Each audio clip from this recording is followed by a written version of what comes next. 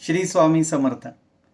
कर्क राशींच्या व्यक्तींसाठी जून 2026 हा महिना असा आहे की ज्याची ते गेल्या 12 वर्षांपासून वाट पाहत होते.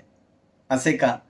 कारण तुमच्या राशीचा स्वामी चंद्र आणि भाग्याचा कारक देवगुरु बृहस्पती 2 जून रोजी थेट तुमच्याच राशीत उच्चीचे होऊन बसत आहेत.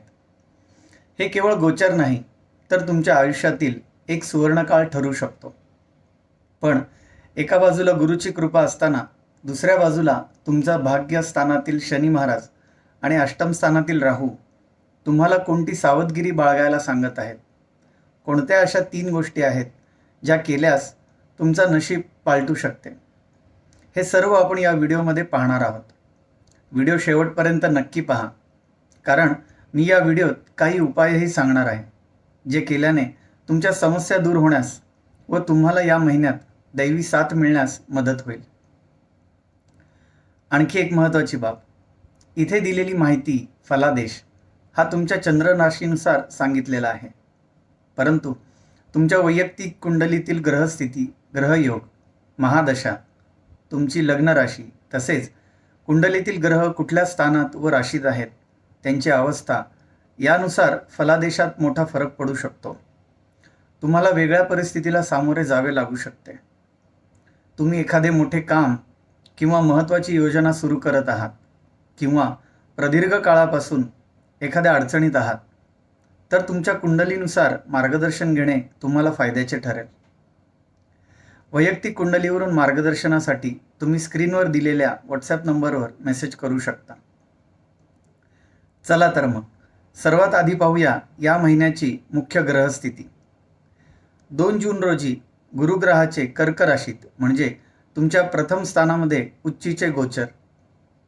8 जून रोजी शुक्रदेव तुमच्या पहिल्या स्थानात प्रवेश करतील म्हणजे गुरु शुक्र युती होईल.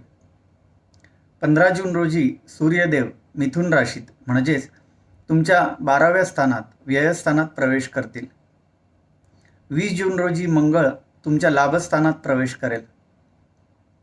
29 जून रोजी महिन्याच्या अखेरीस बुध महाराज वक्री होत आहेत, त्यामुळे व्यवहार आणि कम्युनिकेशन यात खूप सावधगिरी बाळगावी लागेल.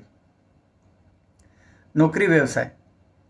कर्क राशीच्या लोकांसाठी हा महिना व येणारा काळ हा खूप आशादायी व प्रगतीचा ठरेल.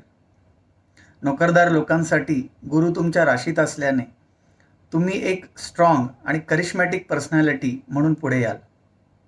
वरिष्ठ अधिकारी तुमच्या मतांचा आदर करतील. प्रमोशनची किंवा पगारवाढीची संधीही चालून येईल किंवा जर वरची पोस्ट मिळून नवीन नोकरीसाठी प्रयत्न करण्यासाठी अनुकूल काळ आहे.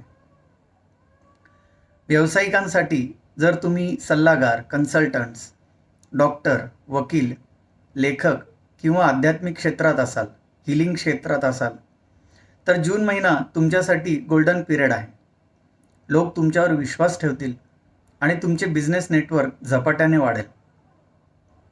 तुमचा आत्मविश्वास आणि कामातील प्रामाणिकपणा हे तुमच्या यशात भर घालतील. आर्थिक बाबतीत प्रगती आहे, पण थोडी सावधगिरी बाळगायला हवी, कारण गुरुच्या प्रभावामुळे तुम्हाला पैशांचे नवीन स्रोत म्हणजे न्यू इन्कम सोर्सेस सापडतील.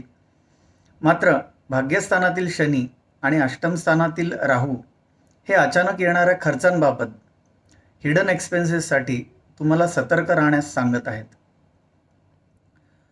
कोणालाही मोठी रक्कम उधार देऊ नका आणि कागदपत्रांची पडताळणी केल्याशिवाय गुंतवणूक करू नका.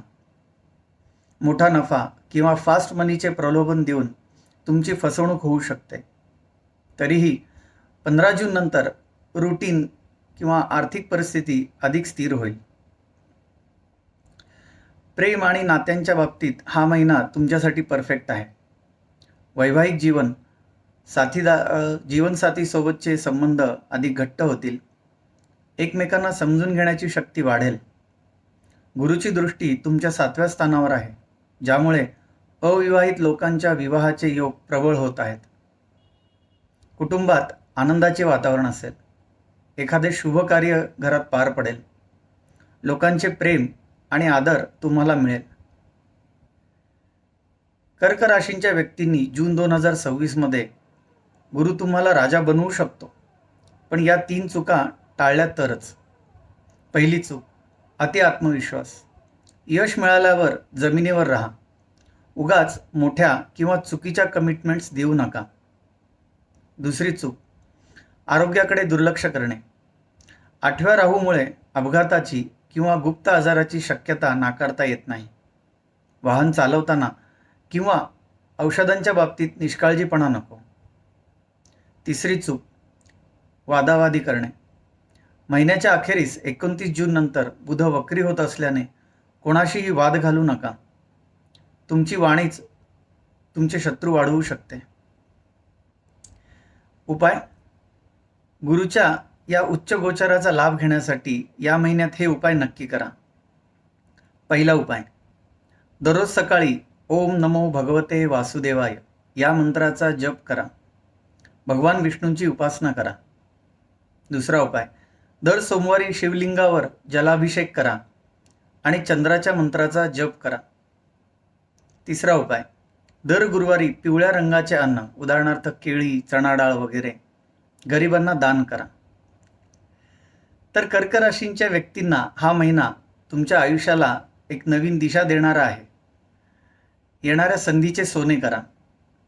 हा व्हिडिओ आवडला असल्यास आत्ताच लाईक करा, आपल्या मित्रांना शेअर करा आणि चॅनलला सबस्क्राईब करायला विसरू नका.